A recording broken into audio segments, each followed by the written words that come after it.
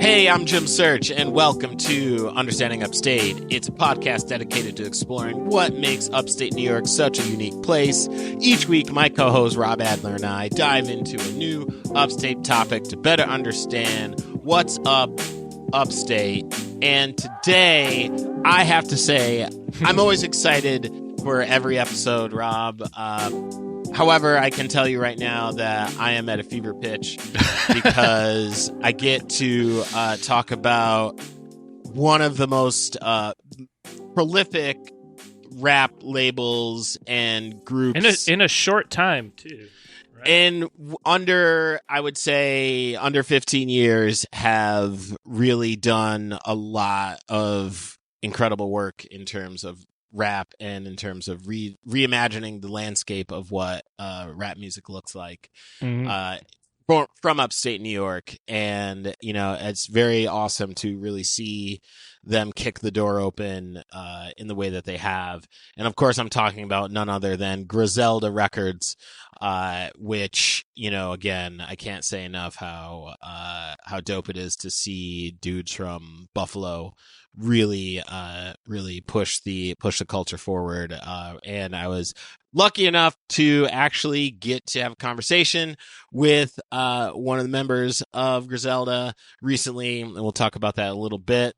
Yeah. But to really give y'all the kind of, what do you want to say, like the elevator pitch? The elevator pitch. Perfect. The 60-second elevator pitch. If we were in the elevator and you're like, why should I listen to Griselda? Well, here's who they are. So Griselda Records is a independent hip-hop record label based out of Buffalo, New York, specifically the east side of Buffalo. It was founded by Westside Gunn and his brother Conway The Machine in 2012. And then after that, Benny the Butcher joining the group and their in-house producer, Derringer, who are essentially the flagship artists for Griselda Records. Mm-hmm.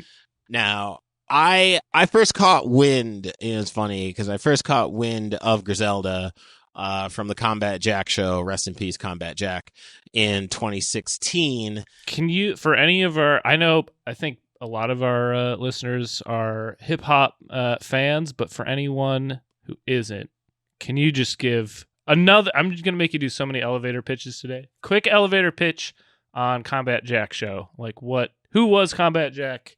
Sure. And what was his show? So, Combat Jack was the first hip-hop podcast to ever essentially exist. And I want to say the early aughts was when that show came out. And it was a podcast that was, I would say, anchored in hip-hop, but also covered a lot of other topics as well in and around the world. Had a lion's share of guests from Ice-T to Dame Dash to you name it in terms of who's who. And again, rest in peace to Combat Jack. He had a great show, and it's still available. You should go check it out. So Combat Jack show in 2016, Griselda Records was featured. More specifically, I think it was West and Conway were on, and as they're talking, they start talking about Buffalo, New York, and I'm like, holy shit, you mean to tell me that there is a rap group out of Buffalo? I'm all into it. Let's fucking go. And I started to listen, and I think one of the first projects I got into was the Reject 2. And that's Conway's second album, which we'll talk a little bit more about that. Sure. But it really encapsulated the gritty 90s boom bap sound that I fuck with. So I said, these guys are fucking incredible. And are there any, like, as I was reading about Griselda, and I got into Griselda through you. So I think, I've been only listening to them for about 2 years. But, like, how would you... Do you have a way you can describe their sound overall? 1995. There you go. Yup. 1995 and gangsta shit. It is it's some hardcore shit in terms of what they talk. I mean, they're dudes from the street. They're three dudes who have lived a life in and out of the can and have been involved in some street shit and put that out on record. Now, I also want to say within that context, they still also talk about life in totality, right? And I think that's what's important to talk about when it comes to any rap group or rappers who do in fact kick some street shit, is that they also talk about the consequences around that, because there certainly are. There's heaven and there's hell, there's yin and there's yang. But yeah, these dudes really do kick a lot of hard shit, and they can rap. Benny can rap his ass off. Conway raps his ass off. Wes raps like, these dudes really can spit. And you know, the kind of de facto leader of the group, Westside Gunn, is the guy that, again, was the business side of the label. He was supposed to be the business side of everything, and then we'll talk a little bit about how he kind of came into his own as a rapper. But so in the label's formative years, physical copies of the label's music were distributed in a limited release by a London label, Dope, and that would often sell out within minutes. In 2017, Griselda signed a distribution deal with Shady Records for Westside and Conway, which they both ended up leaving the label in 2020. And that's Eminem's label, right? Yes, Shady Records is Eminem's label. So 2020 and 2022, they respectively left. And then in 2019... It was kind of a falling out, too, I believe, right? Like, not getting the attention they should have been from the label was kind of what their thoughts were. Right. Around it, right? Yeah. And in 2019, Wes and Benny the Butcher signed a management deal with Jay-Z's entertainment company, Rock Nation. And then later on, Benny went on to sign to Def Jam, which we'll talk, obviously, a lot about these guys in their own respective rights.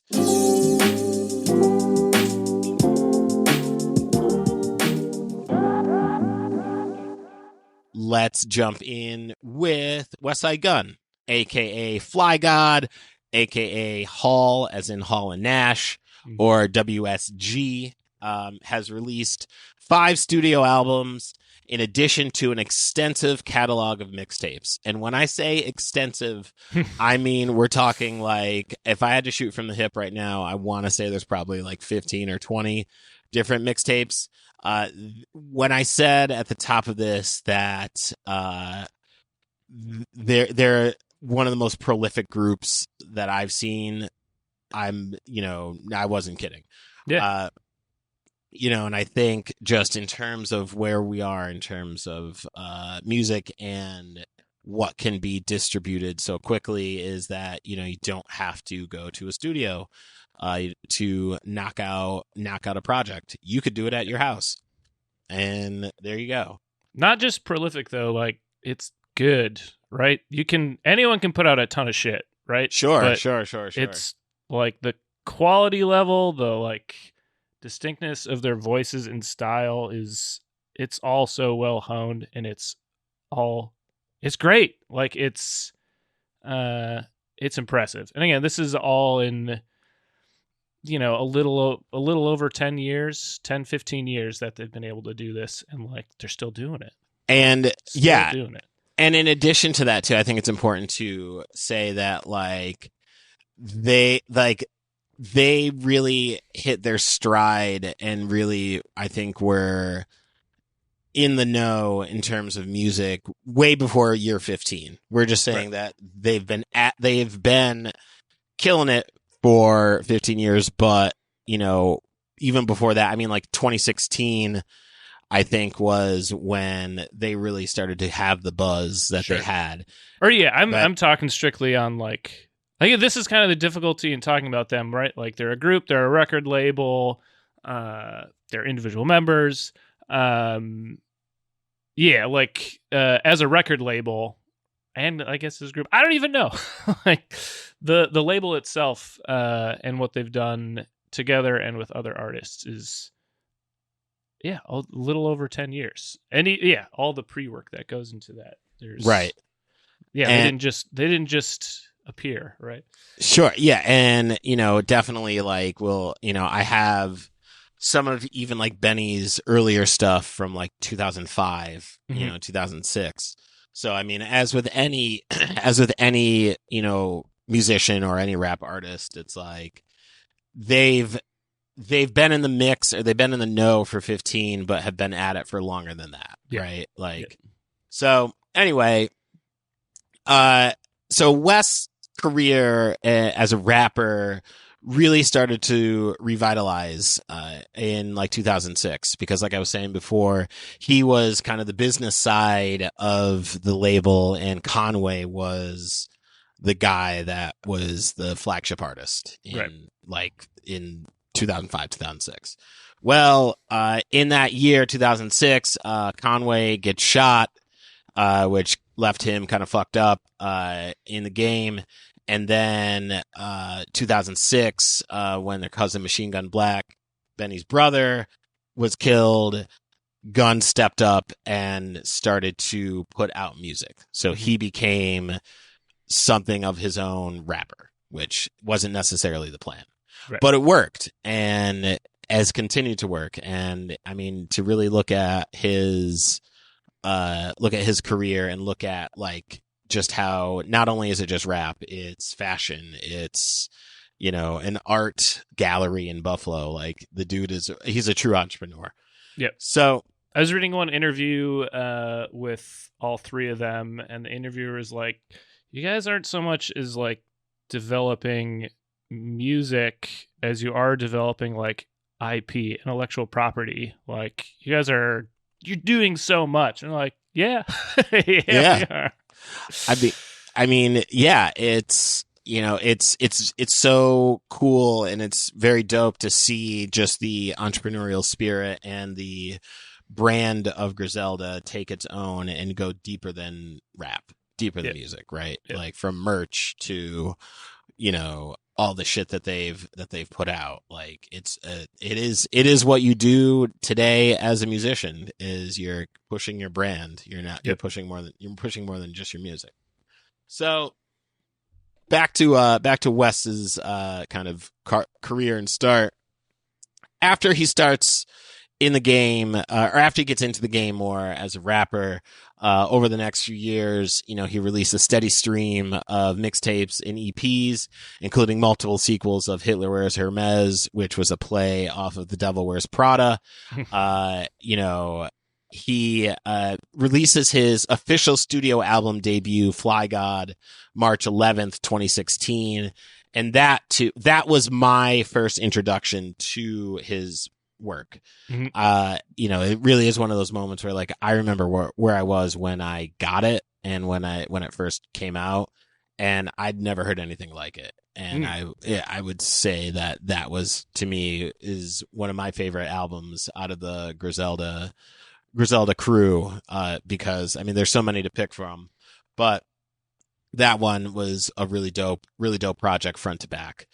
And then from there, to even just kind of get into a little bit of who Wes is as a person, he is a very devout wrestling fan. And if you listen to his music, you can certainly see that, right? Because of a lot of the song references are to wrestlers. I mean, him and Conway have a Hall and Nash mixtape series, which is an ode to Kevin Hall and Scott Nash, the Outsiders, NWO. Whole lot of wrestling references here, folks. And, you can see Wes at so many wrestling events. He goes to all of them. I got a friend of mine who like has seen him pretty much at all the ones you could think of. And like, that's awesome. He's got depth. He's got some character. And when asked who his favorite wrestlers are, it resonated with me in that I understand where he's coming from, in that it much like when people ask me who my favorite rappers are, that changes every day, just like his favorite wrestlers change every day. But his mainstays are Hulk Hogan, The Rock, Bret Hart, The Undertaker, and Chris Benoit. There's a name I haven't heard in a while. Which one? Chris Benoit. Oh my gosh, the crossface, the crossface crippler. Man. He was like the Canadian. It was like the Canadian gremlin. There was something. It was the Canadian, and I can't think of what that is. But Jim, we have computers in front of our faces. I'm gonna look it up. You want to look up Chris Benoit? Chris Benoit's nickname. The Canadian Crippler. It was the Canadian Crippler. Or the Broom. Both very different. Yeah. I feel like one is far more scarier than the other. And rest in peace to Chris Benoit. Now, to talk about one of the other members of Griselda, Conway the Machine, a.k.a. Nash of Hall and Nash, throughout his 20s, was in and out of jail. And during that time, really reflected on when he wanted out of life and kind of started to leave the life of the streets and focus more on his music. And God damn it, can he fucking rap? There's some old videos of him, of his like battles and shit, and they are incredible. Like he is he's a very dope rapper. Now in 2012, Conway gets shot, and the doctors originally believed that he was going to be paralyzed from the neck down. However, today it is just a permanent injury to his face, which has kind of become like kind of like what people have started to see him for. More than that, but that is where his that's like the kind of tag or the brand, if you will. I mean, There's murals all over Europe with him, which I think is pretty dope. But 2015, Conway releases his first 2 official mixtape projects through Griselda Records, The Devil's Reject and Reject 2. Again, Reject 2 is where I started to jump into his music and said, wow, this guy is fucking incredible. Conway and Wes also released, like I was saying before, the 2 collaborative EPs through London-based record label Dope. And then they put out in 2015 Hall and Nash, and then followed by 2016's Griselda Ghost. And in 2016, during a Mobb Deep and Smith & Wesson Hell on Earth tour, which sounds incredible, Conway was introduced to Prodigy of Mobb Deep, who became one of his earlier collaborators and supporters. You'll hear a lot of shout-outs to Prodigy through Conway's work as well. And this is like an ongoing thing with them, where they get the tip of the hat by a lot of the big names in hip hop, right? Like they're well revered by the guys that helped create what it is today, right? Yeah, like, Ray and Ghost have given their nod to that of Wu-Tang Clan, for anyone who's not. If you're not sure who the Wu-Tang Clan is, I'm not sure what to tell you at this point. But Ray and Ghost once tipped their hats to to West and Conway and saying that we're passing the torch to you. Yep. Having also a great relationship with Sean Price of Boot Camp Click. So when it comes to the kind of, I guess, elder statesmen that of hip hop, they certainly have cemented their legacy. Yep.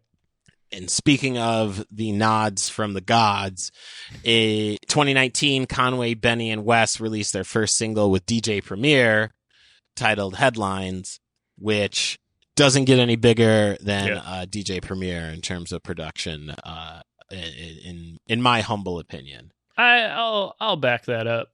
I'll second that. he's certainly in the top 5, 1,000% in terms of production. I'll put him in the top 3, Jim. Wow! All right, I'll put him in the top 3. We're going top 3 with it. Let's go. Yeah. Now, Conway released Bang, at the time expected to be the first single from his album God Don't Make Mistakes, alongside Eminem in July 19th, 2019. For those of you who don't know Eminem, he is a white dude from Detroit who is a rapper. Again, if you're not sure, you could Sure. look him up. He's there. Sure. He ain't hard to find. So again, this even coming back to just the gods of rap who have co-signed the movement that they're on. Now, God Don't Make Mistakes was intended to be Conway's debut studio album, and Wes had stated that it was 90% complete in 2018. However, Conway's first studio album instead would be The Project From a King to a God, which is dope, which released September 11th, 2020. During this period, Conway continued releasing mixtapes and collaborative albums as well. So there is this kind of world where like there are these like studio releases and then there's a slew of mixtapes, and you have to really be on top of your shit to keep up with what is a studio release and what is a mixtape. I was gonna say, like, as I was reading through just like the discography and like the history, I was surprised at like how late or how recent some of these releases were, right? Because like I started listening to them probably about 2 years ago, but right, I've heard their names for much longer than that, right? So it was interesting that like just on the strength of mixtapes and EPs and stuff, like they had built so much of a name for themselves already, to the point where, you know, his first album came out not that long ago, right? His first full album, which is pretty, again, just goddamn impressive. Yeah, I mean, but to your point, and I think that's a really good point, is like their like first, you know, studio release or like their like major label releases are within the last like 3 or 4 years. However, they were on Jimmy Fallon. Like they performed on the Fallon show. Like, and the other thing I'll throw in, like they talk about this a lot. They talk about two things a lot. One is Buffalo. Yes. and two, that's right, baby, is how they're like doing it their own way, and they're not chasing radio hits either, right? Like they want their style and their voice, and that's the important thing when they're making music.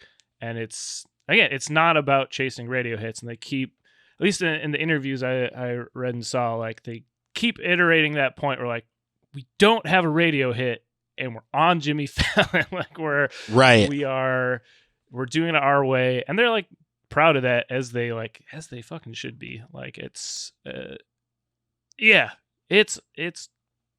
it's impressive, and I think it does, you know, kind of show the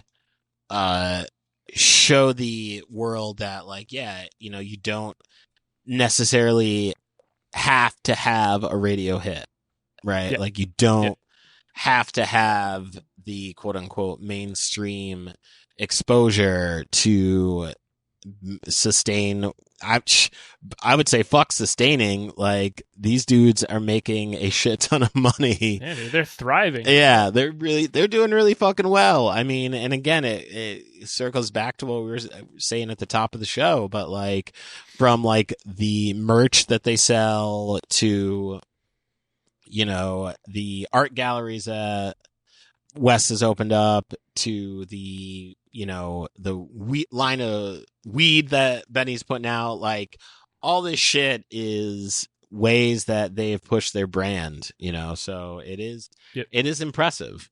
Speaking of Benny the Butcher, he will be the next flagship artist we shall speak of here today. Benny the Butcher, aka 2 Chainz Benny Main, aka BENNY, which stands for the best ever in New York, or also the Butcher, came in, and this is what the internet's saying. And again, I feel like I'm gonna be like I'm gonna be such like a hip hop nerd and be like, well, actually, Jim, this is a podcast. This is the format for well, actually. yeah, that is absolutely correct. I feel like if there isn't a podcast called well, actually, then Jim, well, actually, there is. I believe it. I believe it's Adam Conover's podcast.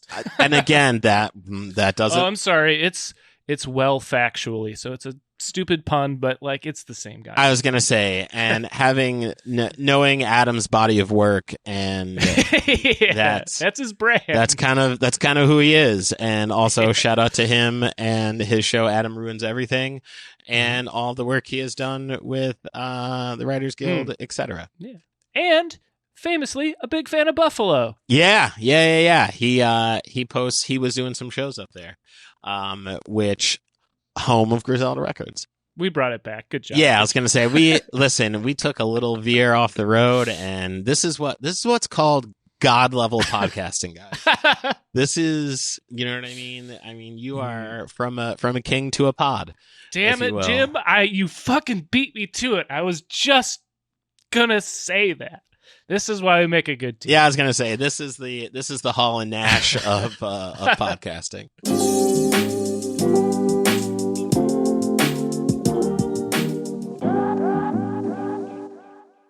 According to the internet sources, Benny came into prominence in 2018 following the release of his debut album, Tana Talk 3, which I beg to differ in terms of coming into prominence, because he was making his name known around circles way before 2018. In fact, so much so, when I heard his verse, one of his verses on Fly God in 2016, I said, this guy can fucking rap, and can rap really fucking well. Mm-hmm. So to kind of go back in time, in terms of Benny's career, like we were saying before, Benny actually joined Griselda shortly after West and Conway started it. But we also should have pointed out, and the shame on us, even though we are God level podcasting, that West and Conway are brothers, and Benny is a cousin of West and Conway. Right. So they are all related. Now, Benny started to work with local Buffalo hip-hop stalwart DJ Shay, rest in peace Shay, and started recording songs regularly. Now, he released his first mixtape titled Tana Talk in 2004. Benny has talked about, and this has become like a source of like the where can one find Tana Talk, right? Like Tana Talk 1, right? Because his, according, quote unquote, coming into prominence in 2018 with Tana Talk 3 would lead us to say, well, where is 2 and 1? Right. So Benny notes that he printed 5,000 copies of Tana Talk 1 and then handed them out for free, which, if anybody has that, wow, that's going for a price. So Tana Talk 1 is considered to be a piece of lost media. It is in the ether, rather. So much so that Benny even has said himself that he doesn't even have a copy of it. It's gotta be out there. It's gotta be out there. If you dropped 5,000 copies of a mixtape in 2004 in Buffalo, it's shit. I have CDs from 98. You know what I mean? So it's like, I'm fairly certain that this is somewhere. Now, however, so to that point being said, in an interview promoting Tana Talk 3, Benny hinted that he does have some of the original files for the mixtape and would release the mixtape should he feel inclined to later on. Now, he released the follow-up to Tana Talk 1, Tana Talk 2 in 2005. Now, when his brother unfortunately was killed in 2006, that truly impacted Benny and the crew profoundly. And you hear a lot of the influence of Machine Gun Black on their music and lyrics. In fact, one of the few Griselda releases were WWCD, What Would Sheen Do, as an ode to Machine Gun Black. So when Wes founded Griselda Records, through which Benny, Conway, and Wes would self-release their own projects, as we were saying, Benny's music would take a major shift from the popular sounds and reused beats from existing artists, as was the trend in the 2000 mixtape period. Kind of jumping ahead a little bit, listening to some of that older stuff, a lot of the stuff that I've heard from old Benny stuff is older beats that have been used. And Wes, right. I remember some of Wes mixtapes that I've gotten a hold of. They're all those recycled beats that everyone was using, which is a true ode to the time. Mm-hmm. Now, as Benny came into the fold for Griselda, he started working a lot more with Derringer, their in-house producer, and developing his own sound on Derringer beats. Now, Benny appeared on many of the releases by Griselda Records and started to gain popularity as a regular featured artist. And now, around that same time, Benny founded the Black Soprano Family, BSF, which is a collective of Buffalo rappers that he was affiliated with. And they released the Black Soprano Family mixtape in May 11th, 2015. Benny goes on to release the mixtape One on a One in 2016, which is available on iTunes. I say go get that. The Black Soprano mixtape marked the end of his work as Benny, as future releases would have him under the moniker Benny the Butcher, which rolls off the tongue. Now, in 2016, Benny would put in work with Griselda and dropped his first solo mixtape titled My First Brick on October 8th, which is fucking great. I highly recommend picking that up if you have the time. It's also available on iTunes, so you don't have to pick it up in the traditional sense. Just click download and run that one up too. Now, November 17th, 2017. Okay, jump back in time. Benny the Butcher released the mixtape Butcher on Steroids in a collaboration with DJ Green Lantern, also from upstate New York, Rochester to be exact. Got it. The cover of Butcher on Steroids is in fact is inspired by The Sopranos, because the album cover is a picture of Satriel's pork store. And in the top right-hand corner of the album cover, you can read Benny the Butcher on the sign. Doesn't get better than that.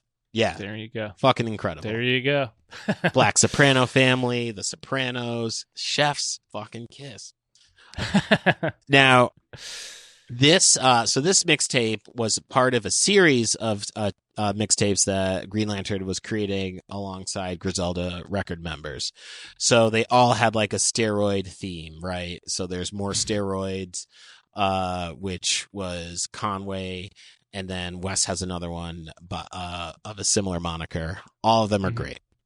Now, following the success of the Butcher on Steroids, Benny collaborated with Rochester rapper 38 Spesh to release the joint mixtape series Stabbed and Shot, the first one coming out February 18th, 2018. Now, he then goes on, as we were talking a little bit earlier, Benny goes on to put out Tana Talk 3, produced by, who's this guy? Oh man, what's his, Alchemist? I think I said that right. One of the hottest producers in hip hop right now, goes on to put out the debut album Tana Talk 3 with production from Alchemist and Derringer, which, what a dope crew. What a dope production tandem right there. Yeah. Now, this would be the third in the installments of the Tana Talk projects, which Tana Talk 4 recently just came out as well. But jumping back to Tana Talk 3, the cover of that album is a painting of his deceased older brother, Machine Gun Black, as a baby. Now, November 2021, he officially signs with Def Jam Records, and then drops Tana Talk 4. And then the most recent release, which came out last month, Everybody Can't Go, which I was lucky enough to go. You did go. I did. Everybody can't go, but Jim can. Well, it's funny because when I went to the album release party, this through Shade 45 and Sirius XM. Shout out to my man Tone over at Shade 45, and also shout out to Shade 45 for even putting this on. I think it was a really dope day. This was Monday afternoon. We got to listen to Benny perform a couple songs off of the album, which was really dope. But what was funny was, for the people that were going to the album release, you got to send in questions. You got to write up a question for Benny, right? And so I wrote up a question. And it was something to the effect of, like, how great does it feel to put on for Buffalo, Upstate, Upstate, Upstate, Upstate? I was very excited to just talk about Upstate New York. For some reason, they did not pick my... Yeah, me. Who'd have thought? No. Yeah. I mean, 19 episodes later, who'd have thought, right? Who'd have thought I'd be 18? I think this is 18. Yeah. This is 18. It's 18. All right. It's all right. 18. I mean, I've been doing this. We're doing 19 later. Yeah. Today. It's all right. I mean, I've essentially been doing this podcast way before, right? Right. Anytime I hear Upstate New York, I'm just ready to tell you all about it. Look, you have so many Upstate podcast mixtapes that you released over the last 10 years. Yeah. So my album release, The Binghamton Kid, please go pick that up. But I wrote up a question, and again, it was just all about Upstate New York, and they didn't pick my question. Those bastards. To which my friend who's there just goes, "Everybody can't ask," and I'm like, "You're right, Man, you're right." There you go. And I said, everybody can't sit in the front. I get it. Benny was right. Yeah, Benny was right. We had a little trouble getting in to the release thing because they didn't have our names on the list, and my man Johnny was just about to be like, I guess everybody can't go. He was right. Everybody can't go. So anyway, got to go see the album release party, or went to the album release party at Sirius. It was a really great time, and they were at the end of it. It was very cool. One of the handlers was like, "So everyone, very excited to let you know that you get to get your picture with Benny the Butcher." And I'm like, "So I do get to ask my question." There you go. I don't think y'all know what you did, but we gonna talk about this. So, I walk up, I see him, I see Benny, and I say, I just got to say, I appreciate you for everything you've done for Upstate New York. And he's like, "Yo, thank you. I appreciate that." And I said, "You know what? Just so you know, I'm from Binghamton, New York." And he looked at me and he goes, "Oh, the Bing? Oh, the Bing? Yeah. I know about the Bing." I was like, "Goddamn right, man." So I've been waiting to have that conversation for years. There you go. For years, ever since I started listening to Griselda. Said, I gotta let these dudes know that Binghamton, New York salutes everything that you've done, because like I said at the top of this, they have truly kicked the door open for so many talented artists from Upstate New York. I mean, again, as we talked about before, 38 Special out of Rochester, Stove God Cooks from Syracuse, Ito from Rochester.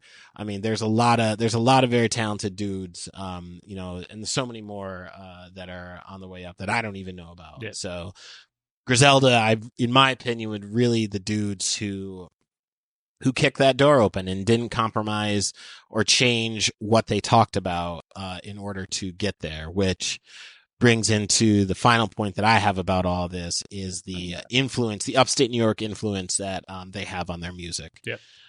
That's there. And upstate New York plays a very heavy role in a lot of what Griselda puts out. From the titles of the songs like DR Birds, Niagara Cafe, Rex Ryan, May Block. These are all places and people who are influential in upstate New York, specifically Buffalo. Yep. Even to where they shoot the videos, some of the early stuff like Conway's video, Birdie, that shit was shot right in Buffalo. I know what Buffalo, New York looks like. Right. I saw that video and said, yup. Oh, I know where you all are. And then Tito's Back, the video they shot in Buffalo was at La Nova, which is a very famous pizza place in Buffalo. And they put an emphasis on where they're from. Yeah. And, I think that's really important. Again, I mean, you're listening to this podcast. It is about upstate New York. It is often underrepresented in terms of the bigger landscape of New York State. Yeah. In that, when you think of New York State, you think of New York City. I love New York. Obviously, I live here. However, there's an entire state outside of there, and there's a lot of other things that are happening. And I think that even in the interview Benny was doing for the album release, that a lot of people still hate on upstate New York, despite the massive success that they've seen, right? That Griselda has seen. So it's very dope and very refreshing to see someone hold the flag up high for upstate New York and not compromise their sound and not compromise what they talk about. Every interview I read about, interview with them where they're talking about their music, and I said this a little bit earlier, like, they're very explicit about their style and sound being a product of Buffalo and their lives in Buffalo.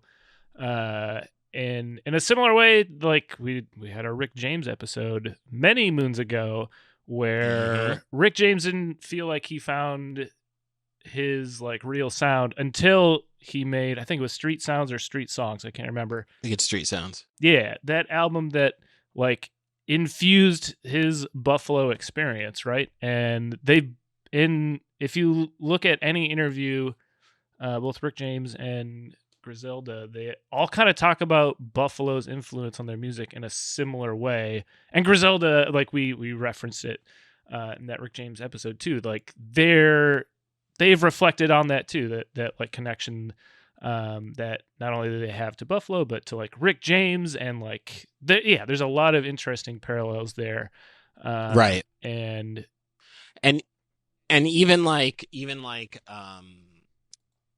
West really pushes this kind of not slogan, but just like a brand, part of the brand of Buffalo kids, right? They're kids from Buffalo, right? And again, really pushing that piece of who they are, part of their identity. And it'd be remiss of me not to mention also another member and collaborator with Griselda Records, Keisha Plum, who is a poet who, if you listen to a lot of the beginnings of the album, the intros, she's on there. She's on the intro for Tana Talk 3. Babs, that's her on there. You hear a lot of her poems towards the end of the songs on there as well. So, I did want to make sure that we shouted her out because she also really creates a texture to that music that I've never heard. Yep. I haven't heard, some real gangsta shit and then some spoken word poetry at the end, which is very unique to them. It's a very unique sound to the Griselda crew. Yeah, it's the final kind of button I'll put on it, like, it's not you have all these 90s legends from hip hop saying like these guys are like carrying the torch, right? But their music isn't nostalgic, right? Where like you get some new acts that are like trying to just emulate like a 90s style where they've taken that, Sure. they made it their own thing, and they're like building upon that, right? Like it's not that there's anything wrong with nostalgia, but like it's something else. It's their own thing that they've made out of those styles. Yeah, I mean, and to that point as well of how, like, I think it was Conway was in an interview and he was talking about how, like, he's right. I mean, when hip hop moves around, right? Or not even, like, I guess in terms of the popularity, right? You know, it's gone from the East Coast to the West Coast to down South. Kind of came back to the East Coast, went to the Midwest. So it's bounced around the country. And there was certainly a time in New York hip hop or the East Coast where there was a little bit of an identity crisis, if you will, of what is the sound of New York. Yeah. Right. Well, while all of that is happening, Conway, Wes, and Benny are still up in Buffalo sounding the way that they sound. So they never deviated from that. Yep. They never deviated from hard beats and just spitting some real 90s-esque type of music, Yep. right? And I put esque on it because they certainly have brought their own contemporary style to it. Yep. So that is about that. Jim, there's one thing I don't think we covered. Where did they get their name from? Oh, shit. Yeah. We totally skipped over it, which is funny we're talking about it at the end because I know that someone will have clicked on this episode expecting us to talk about something else. For sure, because there is a television show that is out right now. Now, the name Griselda comes from the notorious drug lord Griselda Blanco. Mm-hmm. There you go. Now, for those of you who feel like we should put this at the beginning of the episode. Maybe. You know what I mean? No, we're going to leave it at the end. We're going to leave it at the end. People are going to be scratching their heads like, when do they talk about Sofia Vergara? I don't Yeah. When does she have a mixtape with Griselda? Yeah, there you go. That's that should be a thing. That's coming out 2024. Yes, please go get that. Please go run that up for the good folks at Netflix and for Sophia's burgeoning hip hop career. So that's what I got, man. That is what I know and have come to know about Griselda Records, Buffalo, New York's own hip hop sound, and salute to all of the rappers and musicians out of upstate New York. Please keep pushing our culture forward. Jim, it's funny you mentioned that's all you know about Griselda Records, because our next segment, I'm going to quiz you on Griselda Records. Are you ready for a segment that I'm calling Grismatic? Oh, wow. Holy shit. Holy moly guacamole, folks. Yeah, for Grismatic, Trivmatic meets Griselda. Yeah. All right, let's see if I can do this. Let's see how much I know about Griselda. I think you're gonna do just fine. And yeah, we'll throw a little plug in there for Trivmatic. This is hell yeah. Jim's mentioned it a few times, I think, on the pod before, but Jim hosts a famous and amazing hip hop trivia show. Don't be bashful. It's fantastic. Monthly hip hop trivia show at Beer Wax in Brooklyn. Once a month on the last Tuesday, right? That's right. Last Tuesday of every month. So this month, we're recording in February 27th. Pull on up. It is also going to be Beer Week. So our good homies from Hillsborough will be back again with a couple other great breweries as well. And if you show up, you have a good chance of not being last, because that's usually my where I fall in the lineup. Though this last time not. I had some help too. So here's the thing, though, and this is what's always fun about or interesting, I would say, about hip hop trivia is, you catch a couple of people who are sitting there like, oh, I'll play, And they get through the first 2 rounds. They do okay. Yeah. And then when the sample and the verse round pops around, they usually go, fuck this. Yeah. So you'll place above them. I think at one point in the sample round and one point in the lyric round, and I was delighted, particularly because one of them, the lyric round, it was an MF Doom lyric, and I was like, that shit's funny. It's Doom. And I was right. I was right. And you were 100% correct. Did I put Doom for like 2 other guesses? Maybe, but we don't have to talk about that. Yeah, that's neither here nor there, folks. That one I was sure was Doom. You are 100% correct on that one, my friend. Well, let's see if you're 100% correct on these 6 questions. Let's go.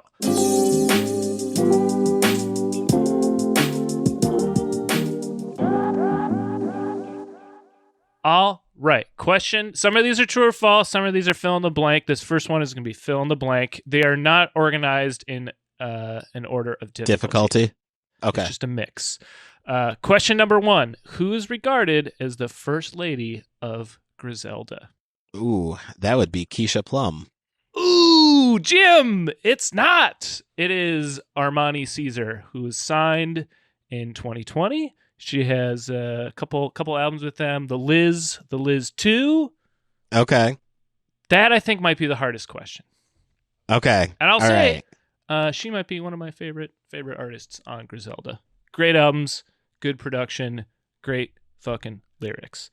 Question 2, true or false? All right. Griselda's album WWCD is known for its extreme use of samples. It's known for its extreme use of samples. This is true or false? Oh my gosh. I'm gonna say false. You would be correct, sir. It's the exact opposite. The album actually features no samples, which no one figured out for about a week and a half when it released. I think they mentioned it like, oh yeah, this is no samples. Right. Which it was a collaboration. Derringer produced the album, and they brought in another producer called Beat Butcher. And in the interview that I read, the interview was like, "Why did you guys?" They made some reference for like this is their first major album. In their words, this was like their first big album out on a major label, and they wanted it to count. Which the interview was like, "What do you mean?" Right. Like, oh, all your shit counts. Yeah, right. But a big decision of it was the business end. They were like, we wanted to cut out the middleman. We didn't want to have to pay anyone else to like license samples. We wanted just to be ours. And because of that, again, that's a business decision on the music end, but it gave it this very like distinct sound. Again, that's their own. So they have a business decision, but they make that into like a musical element, right? Right. And the collaboration between Beat Butcher and Derringer, like, I was nailed it. Well, and I was gonna say, like, when I said false, I'm like, yeah, I wouldn't want to pay any money for samples, so just don't use any samples. Yeah. Fuck out of here. And it's getting harder and harder to hide the fact if you use samples and don't pay someone. Those algorithms are they're on top of it, Jim. Yeah, they want to know. They want to know. They do. All right, are you ready? You're 1 for 2. Again, yeah, 1 for 2. I think is that the first time you've gotten a point in one of these in stupid games? I think so. It might be. You're doing great. I think so. I hope I can continue this stride. It's all right. All right, let's go. I think you will. All right. Name which Griselda member said the following lyric. Are you ready? Yeah. And I'll give you bonus points if you can name the song and the album. Okay. As you earn in Trivmatic. Yes, 3 points. All right. Played with more keys than a locksmith. It's like I'm good at everything. I got this. That would be Benny the Butcher. That would be off of Tana Talk 3. And I cannot remember the song. Jim, if you what do you famously say? If you don't put anything down, you have 0% chance getting it right. Yeah. Throw me a track. Oh God, what is it? 52 Long? You got 2 points. All right. You got Benny. You got the album. It's Joe Pesci 38. I knew it was a number. Because 52 Long is with think Mayhem Lorenz on 52 Long, maybe. Anyway, all right. So I'm racking up. Guys, Jim's good at hip hop trivia. Listen. You know what? I'm good at a certain lane of hip hop trivia. You know what I mean? I guess. I think that's you're good at like the Jersey Turnpike of hip hop trivia. You're good at like, what is it, 8 lanes? Like it's the maximum number of lanes, I would say. Anyway, all right. Question number 4. 2 for 3. Doing good. All right. Actually, no, you got a bonus point. I was gonna say, I got the bonus. We're gonna say we're gonna put it at 3 for 3.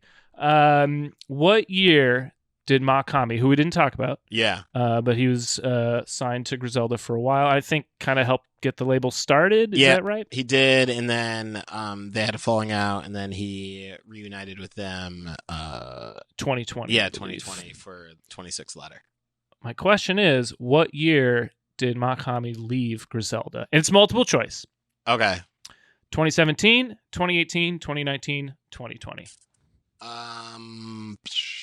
I think it was 20. What was it? 20. You say 2017, 2018, 2019, 2020. Mm-hmm. I think it was 2018. 2017. I was. You know what? It's all right. It's all right. It's all right. It's all right. 3 for 4. 3 for 4. We're doing good. 3 out of 4. You'll notice I didn't offer a prize for the quiz. I thought you would do the best on. Yeah, I just realized that. I was like, yeah, what do I win for this? What is it? Danny's favorite sub? Danny's favorite. That's it's right. back on the back on the menu for our live record at Wegmans. That definitely will happen at some point. Hell yeah. But again, the half size. Or we can split the full again. However you want to do it, man. I'm cool either way. All right. Question number 5. All right. Westside, Conway, and Benny feature on Headlines, which is a track by which legendary hip-hop producer? It's multiple choice. We talked about it. Do you need the choices? Well, I'm going to pick the Premier choice and say DJ Premier. There you go. The second we got to that in our conversations, like, well, that's a freebie. I'll definitely get at least one right. Yep. All right. Number 6, final question. Multiple choice. All right. How many albums has Griselda Records released? Holy shit, man. This is not mixtapes. This is not EPs. This is full albums. Okay. Multiple choice. 9, 11, 13, 17. 9, 11, 13, 17. Albums. Albums. Full albums. I want to say 9. Coming in a little low. 17. Wow. 17 full albums. This is all Griselda Records releases. Oh. And you know what? Oh. I came at that from like on a major distribution. So like how many full-length albums did they have like signed to shit, like, so that is why I said 9. But you know what? I'm going to give it to you cuz I bet you're right. Well, not if, you know, I want to play with, as a 4-year hip hop trivia host, I want to play with, some honor and integrity. If I didn't get that but right, you showed your work on that answer, Jim. You showed your work. And if this was calc, pre-calc, algebra, you would have gotten the points. I'd have gotten the point. All right. Yeah, I think so. I think that's fair. But yeah, 17. And actually, if you go to Wikipedia, they haven't fucking updated yet for Betty's new album. For Everybody Can't Go? Yeah. Come on. Everybody can't go to Wikipedia and fucking update the page. What are we doing? Yeah. How are we living right now, man?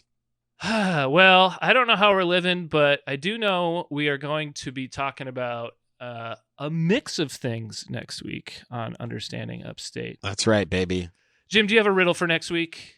Or should we just tell them? Because I don't know. That might be too much. Yeah. Too much work. I feel like it's a real mix-up of things if we're going to try and get that one out there like that. But true.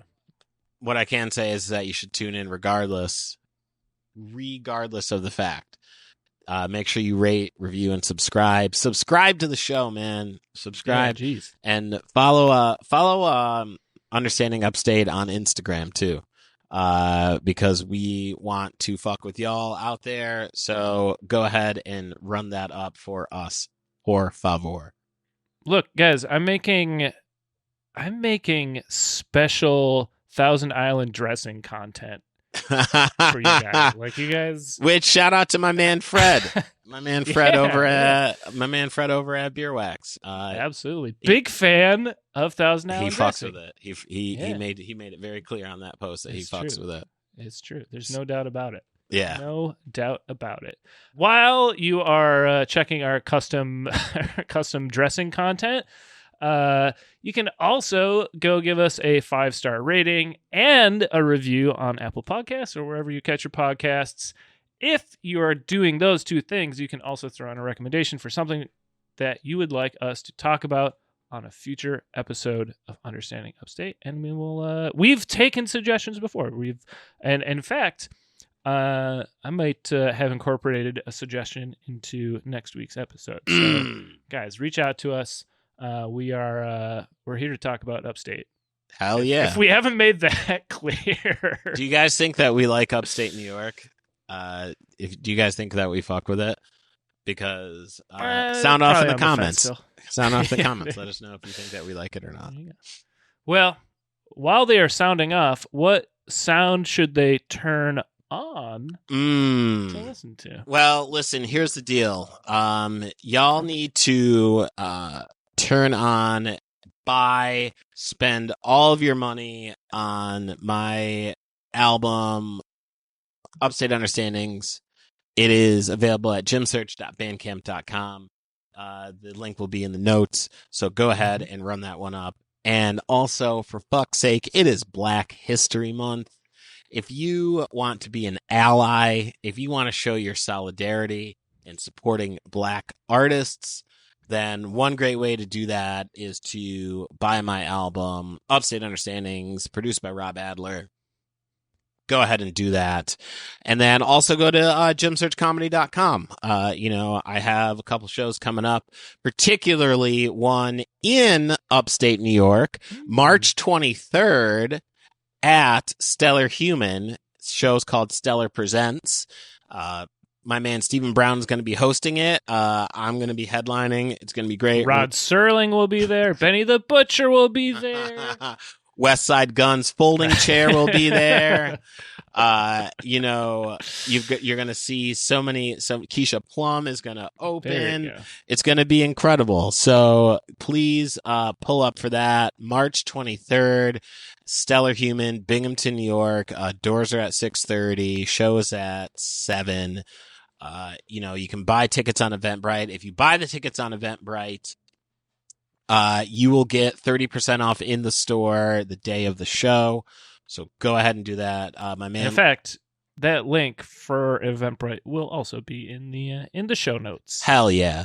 And shout out to my man LaRue, the owner of Stellar Human. He's got some very dope vintage wear in there. Go run it up. If you fuck with Color Block, that is a place to go.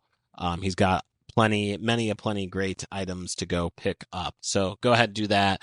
Again, jimsearchcomedy.com. And my links to all the stuff's not only going to be in the show notes, it's going to be in my bio as well. So go ahead and run it up. Rob, let's say they've done all these things, right? They've bought their tickets for the show. They bought the copy of Upstate Understandings. They even bought a Upstate Understandings t-shirt. Those are available too. And they have my name on it. It's kind of, if you're looking for Understanding Upstate merch, that's it. It has both their names on it. Go buy those t-shirts. I guess that one t-shirt, but the tape buy any of them. The tape has the tape shirt. The tape shirt has your name on it. That's what I wanted to say. Now they've spent, they've done all these things. They've supported independent artists, which is great. And they said, you know what? I still want to do it. I still want to support more independent work. Do you have any suggestions? Do you have any recommendations for them? Yeah. I mean, look, you've just sifted through the back catalog of Griselda Records. You've listened to all the mixtapes. You've listened to all the episodes of Understanding Upstate. You want more. Well, I've got more for you. It's called New York Sticky. It's my album that I put out this past year. You can find it at brooklynfrequency.bandcamp.com. Again, link also in the show notes for that. Go check it out. It's some great beats. It's all instrumental music. And it's just it's good listening. I would agree. Good listening. I picked up my copy, and I would agree with that 100%.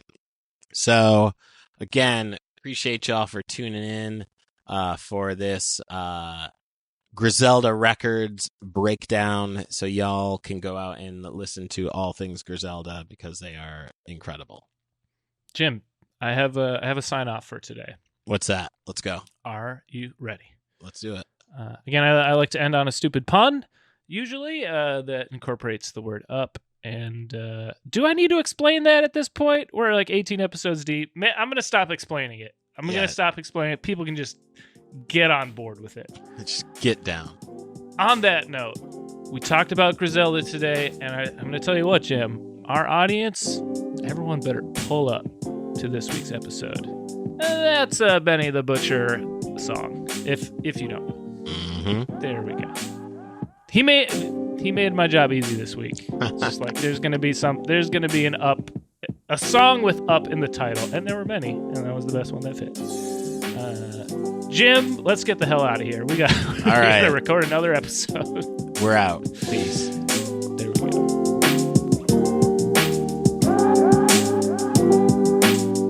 Understanding Upstate is a podcast hosted by Jim Search and Rob Adler, edited by Rob Adler, and music from Regal Monk.